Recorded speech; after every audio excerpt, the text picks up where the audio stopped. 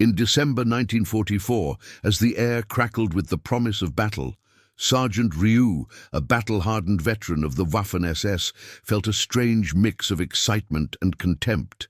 He stood before his men, a smirk plastered across his weathered face as he received the orders to advance toward American positions near Bastogne. The cold was biting, but Ryu's confidence warmed him. He had survived the brutalities of Stalingrad and Kursk. Surely these novice Americans would crumble under the pressure of real combat. Ryu had heard the tales spun by propaganda, portraying the Americans as spoiled soldiers, reliant on their equipment, rather than the grit required to face the horrors of war. He dismissed their capabilities, believing wholeheartedly that they would soon break before the might of the SS. Yet as Ryu and his men prepared to engage, a sense of foreboding hung in the air. The frostbitten landscape was eerily silent, punctuated only by the distant rumble of artillery. Ryu felt a thrill, an adrenaline rush that masked the dirty little voice whispering doubts that lurked at the back of his mind. What if these Americans weren't as weak as he imagined? A fleeting thought, quickly swallowed by his arrogance.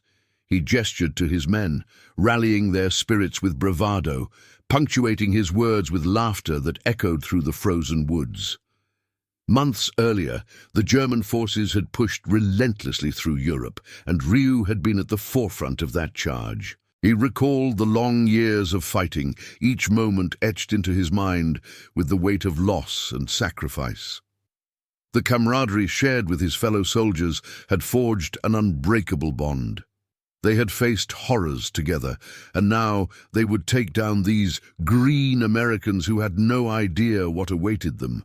The thought brought a wicked smile to his lips. As the battle commenced, the first skirmishes erupted. Ryu, with his tactical acumen and experience, led his men through the mist, his heart racing at the thought of an easy victory. The initial assault was met with fierce resistance. American paratroopers of the 101st Airborne, huddled in makeshift positions, had been preparing for the fight of their lives. They were cold, hungry, and outnumbered, yet a fierce determination surged through them. They had trained hard, and many had already been tested in battle. The first wave of Ryu's men charged forward, confident that the American lines would break at the first sign of pressure. But the Americans held fast, their resolve unyielding. The sharp crack of gunfire erupted in the air, the scent of gunpowder mingling with the cold. Ryu felt a jolt of surprise as he realized the ferocity of the American response. They were fighting with a desperation he had not anticipated. As the hours dragged on, the tide of battle shifted unexpectedly. Ryu found himself in close combat, staring into the eyes of a young American soldier who, despite his fear, refused to back down. Ryu's heart raced, a mix of anger and disbelief washing over him. He had always faced enemies who eventually faltered, yet here was a soldier determined to stand his ground. In a brutal clash, the two fought fiercely, but it was the Americans' unwavering spirit that began to chip away at Ryu's bravado. Time seemed to blur as the reality of war unfolded around him. The sounds of conflict surrounded him, shouts, gunfire, and the distant rumble of artillery that mirrored the growing chaos in his mind. Ryu's breath became labored, his confidence waning as he pushed forward, only to be met with fierce counterattacks. The Americans were tenacious, exploiting their knowledge of the terrain, defending each position with a courage that Ryu had rarely witnessed. As the sun began to set, Ryu felt the weight of impending defeat. What had begun as a day of laughter and derision had transformed into desperation and chaos. The once unshakable veteran found himself questioning everything he had believed about his enemies. The Americans fought not just for survival, but for honor and their comrades, and Ryu was forced to confront the harsh reality that they would not surrender easily. Months earlier, in early 1944, Sergeant Ryu was stationed in Eastern Europe, where the relentless brutality of war was mirrored by the harsh winter. The German army advanced through snow-covered landscapes, seizing territory with ruthless efficiency. Morale ran high among the ranks, bolstered by propaganda that painted the Allies, especially the Americans, as inexperienced and ill-prepared. Ryu, believing these tales, felt invincible alongside his comrades, each victory only increasing his arrogance. The campaign was grueling, filled with fleeting joys amid moments of terror. Ryu cherished the camaraderie forged in battle, the laughter shared over meager meals and solemn promises made to one another. His closest friend, Jakob, often teased him about his bravado, insisting that it was only a matter of time before they met their match. Ryu laughed it off, convinced any enemy would falter before their superior training and discipline. By autumn, the tides began to shift. Rumors of American soldiers arriving in Europe reached Ryu's ears, yet he scoffed at the idea that these green recruits could ever pose a real threat. As supply lines stretched thin and resources were redirected, he buried his concerns under layers of bravado. In November, as winter chilled the air, Ryu and his unit prepared for an offensive aimed at breaking through Allied lines. Tension hung heavily. Whispers of an impending counter-offensive circulated among the soldiers. Though he rallied his men with speeches steeped in conviction, the unease gnawed at him, an itch he couldn't scratch. The night before the orders to advance toward Bastogne, Ryu gathered around a flickering fire with his men, sharing stories of past victories. Laughter filled the cold air, a desperate attempt to ward off the darkness ahead. In that moment, Ryu felt invincible, surrounded by the brotherhood that had weathered countless storms together. He raised his cup, declaring the upcoming battle a mere formality, though a sense of doubt lingered in the back of his mind. As dawn broke and orders arrived, the atmosphere shifted. Ryu sensed a change among his men, a grim reality overshadowing their bravado. Pushing aside those thoughts, he clenched his fists with determination, leading his unit through the snow-laden woods toward the American lines. With each step, he recalled the training drills that had instilled in him a sense of superiority. As they neared the front, glimpses of the American defenses revealed makeshift fortifications and soldiers moving with purpose. A mix of eagerness and trepidation coursed through him. They were ready to crush the invaders. Yet, the gnawing feeling of something amiss persisted. The landscape seemed to hold its breath, waiting for the inevitable clash. He exchanged a glance with Jakob, who offered a reassuring nod, but even that felt tenuous. The crackling air was heavy with unspoken fears. When the first shots rang out, excitement in Ryu's heart quickly morphed into chilling awareness. The Americans were not the weaklings he had dismissed. They stood defiant in their positions. Chaos erupted around him, and amid the gunfire and shouts, deeper realizations began to take root. Ryu was teetering on the edge of a precipice, unaware that the foundations of his beliefs were about to be shaken in ways he could never foresee. The battlefield erupted into chaos as the first shots rang out, sending a jolt of adrenaline through Ryu. The air thickened with the acrid scent of gunpowder, mingling with the frigid cold that seeped into his bones. Instinct kicked in.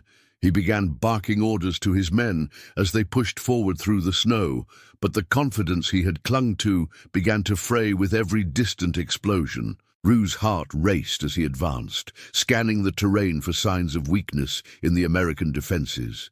He spotted the glimmer of a rifle and fired instinctively, the recoil jarring. But the Americans were not the disorganized rabble he expected. They responded with disciplined accuracy, the sharp crack of their gunfire ringing in his ears. Men fell around him, their cries lost in the cacophony of war, and the camaraderie he had shared with his comrades just days prior felt like a distant memory. Amidst the chaos, Ryu found himself in close combat with a young American soldier. Their world faded into a blur, grappling fiercely as Ryu pushed against the youth's strength. The soldier's eyes were wide with fear and determination, and Ryu realized this battle was about more than territory. It was about survival, honor, and the lives of their comrades. With a swift motion, Ryu gained the upper hand, pinning the soldier to the ground. He could see the raw fear in the young man's eyes, yet there was a fierce resolve that unsettled Ryu more than he cared to admit. As he raised his weapon, time seemed to stretch, and doubt pierced his arrogance. "Why are you fighting?" Ryu asked, the words slipping out before he could stop them. The soldier paused, confusion mingling with defiance. "What do you have to gain from this madness?" The American's voice was steady. "I fight for my brothers, for my home, for what's right." The conviction in those words struck Ryu. He had dismissed the Americans as naive. But here was proof of their tenacity, a fierce spirit he had underestimated. Artillery thundered in the distance, snapping Ryu back to the chaos around him. He pushed the soldier back, retreating several steps, but the moment was fractured. His confidence was waning. The American scrambled to his feet, ready to continue the fight, but Ryu hesitated, caught between the exhilaration of victory and the weight of newfound respect. As the battle raged on, Ryu fought alongside his squad, amidst the confusion of shouts and cries. The battlefield transformed into a brutal reminder of war's cost. The Americans, though outnumbered, fought with a ferocity that chipped away at Ryu's beliefs. The sun dipped lower, casting shadows over the frozen ground. Ryu lost track of time, his breath coming in ragged gasps as the reality of combat pressed heavily on him. Each explosion echoed his mortality, and the weight of arrogance bore down like an anchor. The Americans were not caricatures. They were driven by love and loyalty, just as he was. As chaos enveloped him, Ryu's eyes met those of the young American soldier once more. They exchanged a nod, an unspoken acknowledgement of their shared struggle.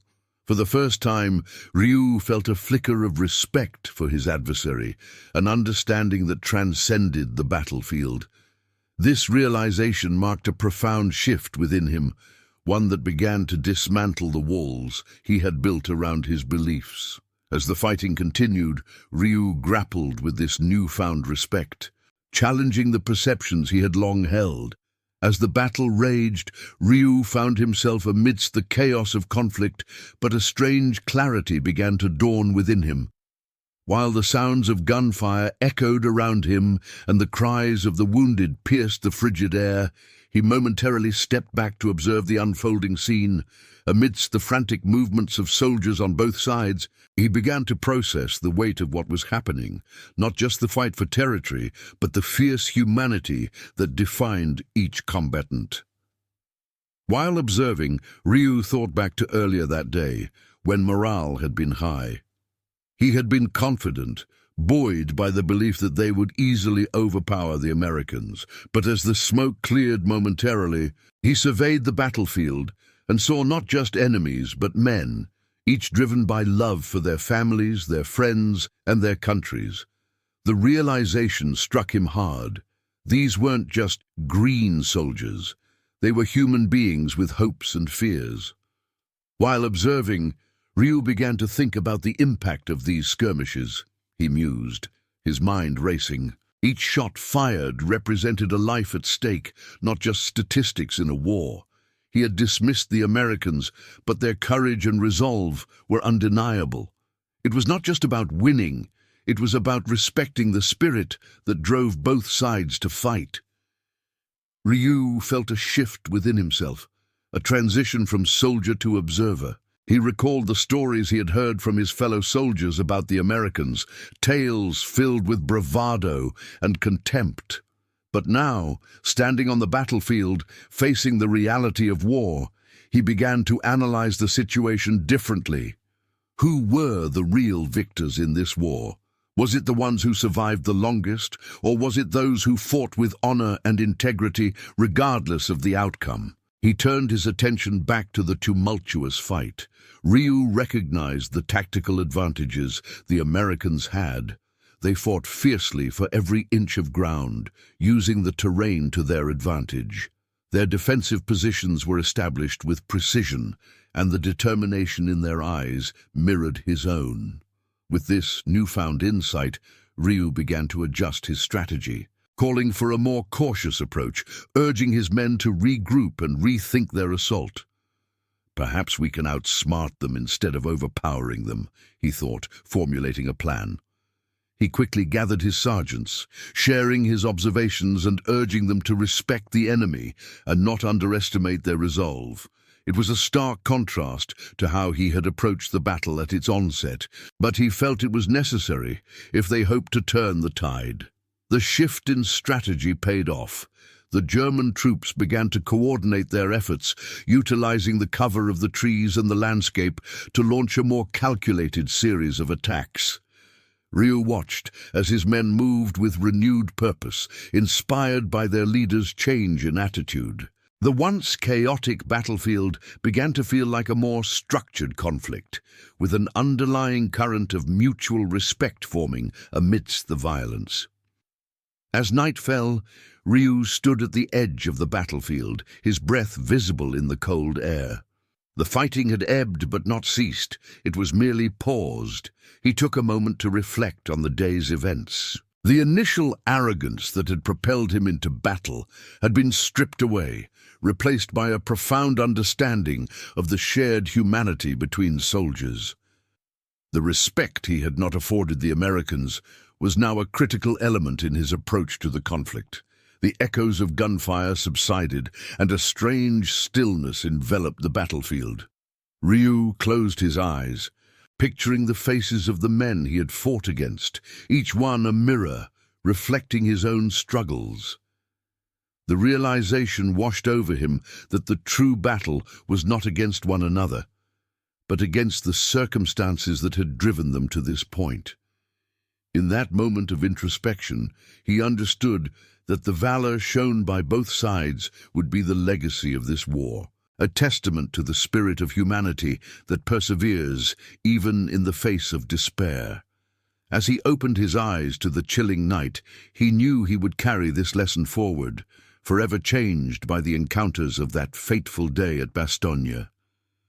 As night settled over the battlefield, Ryu felt exhaustion seep into his bones, mingling with the adrenaline of the day. The eerie calm contrasted sharply with the chaos that had just unfolded. Flickering fires still smoldered in the distance, casting shadows across the snow. Ryu knew that this tranquility was only temporary. The fighting would resume with dawn. For now, he took a moment to reflect on the day's events. Gathering with a few of his men, Ryu noticed their expressions, drawn and weary, yet holding a flicker of hope. They spoke in hushed tones about the day's intensity, recounting acts of bravery from both sides. It was a stark departure from their earlier bravado.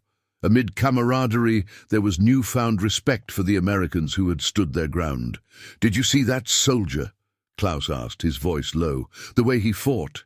It was like he had nothing to lose." Ryu nodded, recalling the same soldier's fierce determination. "Tomorrow, we need to approach this differently," Ryu said, urgency lacing his voice. "These men will not break easily. They fight for something greater than we imagined." His words resonated, highlighting their shared humanity and the realization that their enemy was not just an obstacle, but individuals fighting for their beliefs. As the fire's embers glowed, Ryu felt the weight of responsibility settle on his shoulders. He could no longer lead with arrogance. It was time to embody the respect he had begun to cultivate. The evening passed with discussions of tactics, but also stories of home, the families each soldier longed for, the dreams they held for a future beyond the war. Every account was a reminder of the lives at stake. The following morning dawned cold and grey, the sun hidden behind heavy clouds. Ryu gathered his men, emphasizing unity and respect as they prepared for the renewed assault. He spoke of the Americans not as enemies, but as worthy adversaries. This shift in perspective inspired determination within his squad, reinforcing their understanding that they were part of something larger. As they advanced toward the American positions, Ryu's mind raced with strategies that honored the spirit of the fight. He maneuvered his troops with caution, leveraging terrain to their advantage, while remaining alert to the Americans' formidable defenses. Suddenly, gunfire erupted from a nearby ridge. Ryu immediately signaled for cover. The battle resumed with intensity, but this time he fought with purpose rather than pride. Each move was strategic. He called for flanking maneuvers, creatively drawing fire away from vulnerable positions. Amidst the chaos, Ryu spotted the young American soldier again, still fighting valiantly. They exchanged glances, a moment of unspoken acknowledgement amidst the violence. Ryu's respect for the soldier deepened. They were driven by similar instincts to protect their own. As the day wore on, neither side was willing to yield, and Ryu felt a remarkable shift. The fighting was no longer just about winning. It had become a matter of dignity for both sides. Each skirmish evolved beyond personal animosity into a shared human experience of survival. After hours of fierce fighting, Ryu's men managed to gain ground, but at a steep cost. They had taken losses, and the weight of responsibility pressed heavily on his heart. Each fallen comrade stood as a reminder of their intertwined fates with the Americans. As the sun began to set, Ryu realized that the battle for Bastogne was not merely a military conflict, but a testament to the indomitable human spirit that defied the horrors of war. In that defining moment, Ryu vowed to carry forward the lessons learned on that battlefield, not just for himself, but for the men he led and those they fought against. The respect forged in adversity would guide him, shaping his understanding of warfare and the bonds that can emerge even in the darkest times. As dawn broke over the battlefield, a biting wind swept through the trees, carrying with it the remnants of the previous day's fighting. Ryu's unit was weary, the weight of loss hanging heavily in the air. The casualties had been significant, and the faces of fallen comrades haunted him. Ryu felt the burden of leadership pressing down on him, every decision now tinged with the potential for more sorrow. Gathering his sergeants early that morning, Ryu studied their drawn faces. "We've fought hard, but this battle is taking a toll," he began. "These Americans are not just opponents. They are men like us, fighting for their lives and homes. We need to reassess our strategy." The mix of disbelief and contemplation on their faces signified the challenge of shifting their mindset from seeing the enemy as targets to recognizing their shared humanity. One of the sergeants, Heinrich, interrupted with concern. "But, sir, if we show them any weakness, won't they take advantage?" The unease reflected the ingrained belief that any sign of humanity might be seen as a vulnerability. "We're not showing weakness," Ryu replied firmly. "We're showing humanity. If we continue fighting like this, we'll only escalate the violence. We need to consider a truce." His suggestion hung in the air, heavy with uncertainty. The men exchanged glances, weighing Ryu's words. After a moment, Klaus, who had been silent, nodded. "It could be worth a try. We've already lost too many." The others agreed, the resolve to seek a different path slowly taking root. With their support, Ryu devised a plan. That afternoon, he would send a small group to approach the American lines under a flag of truce. It was a risky move, but Ryu felt it necessary to break the cycle of violence. As the sun dipped lower in the sky, Ryu selected trusted men, including Klaus and Matthias. He briefed them on their mission, emphasizing the need for patience and respect during negotiations. As they prepared to leave, Ryu felt the weight of his decision. Would the Americans be receptive? Would they see this as weakness or an opportunity for peace? The trio made their way toward the American lines, cautiously navigating the treacherous ground soaked in the blood of both sides. When they reached the American position, they were met with wary eyes. The tension was palpable, but Ryu, stepping forward, raised his hands, indicating peaceful intent. "We come to discuss a truce," he called out. "We wish to speak freely and find a way to stop the fighting." A moment of silence stretched between the two sides. The American commander, a tall man with a stern yet tired expression, stepped forward. After a tense exchange, he nodded slowly. "All right, we'll hear what you have to say." As they settled into negotiations, Ryu felt a shift in the atmosphere. Discussions were fraught with tension, but glimmers of hope began to emerge. They recognized their shared humanity, and as dialogue unfolded, mistrust transformed into understanding. By the time they parted ways, an agreement was reached to halt the fighting temporarily. Returning to his unit, Ryu felt the weight of responsibility begin to lift, replaced by cautious optimism. The battlefield had become a place not just of conflict, but of potential reconciliation. The respect he had learned to foster now served as a bridge to peace. As the sun dipped below the horizon, Ryu looked out over the landscape, shadows of war still present but no longer defining them. The path ahead was uncertain, but for the first time in a long while, Ryu felt a flicker of hope. As the uneasy calm settled over the battlefield, Ryu took a moment to process the events of the past few days. The truce had become a fragile yet significant achievement, a brief pause in the relentless conflict that had defined their existence. With no gunfire to disrupt the silence, the sounds of nature returned, contrasting sharply with the chaos that had reigned. In the days that followed, both sides cautiously adhered to the truce. Soldiers from both the German and American lines emerged, setting up makeshift camps and exchanging wary glances. Ryu observed his men, noticing how their expressions softened as they encountered the humanity of their presumed foes.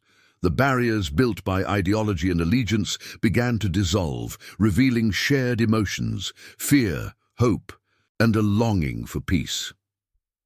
One afternoon, Ryu ventured to the boundary marked by the white flag of truce. He spotted the American commander, General Harper, approaching him with a cautious yet genuine demeanor. "It seems we're both tired of this war," Harper said, extending a hand. Ryu accepted it, feeling the weight of shared burdens in that simple gesture. "Perhaps we should take this time to learn about each other," Ryu suggested. "We are not so different. We both want to return home to our families." The general nodded, understanding the underlying sentiment. Over the following days, Ryu and Harper arranged informal meetings, sharing experiences from both the battlefront and their lives at home. Each story exchanged dismantled the animosity that had built up over years. Laughter echoed across the divide as soldiers from both sides shared rations and played games in the no-man's land. It was a realization that the war had reduced them to combatants, but here they could reclaim their humanity. However, the specter of reality loomed over them. As Ryu knew, the truce was temporary. Orders could change at any moment, and he feared the return to open conflict. Could they truly bridge the gap that had been widened by years of violence?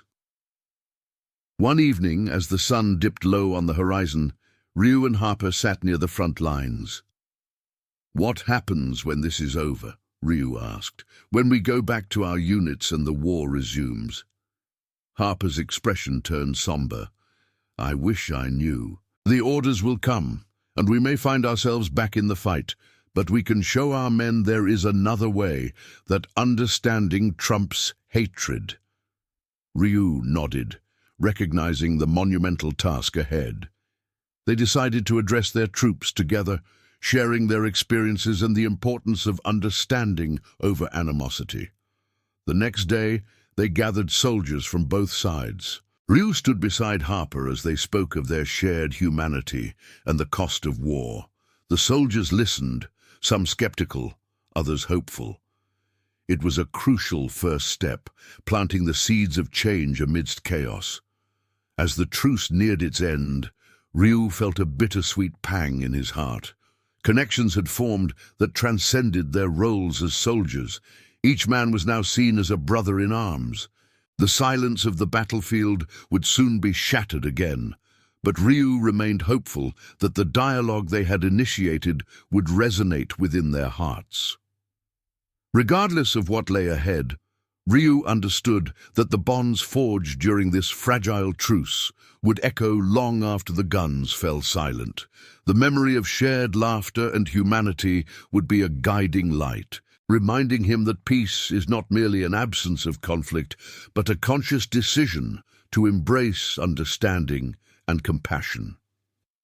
In this moment, he dared to hope that perhaps one day humanity would rise above the darkness of war.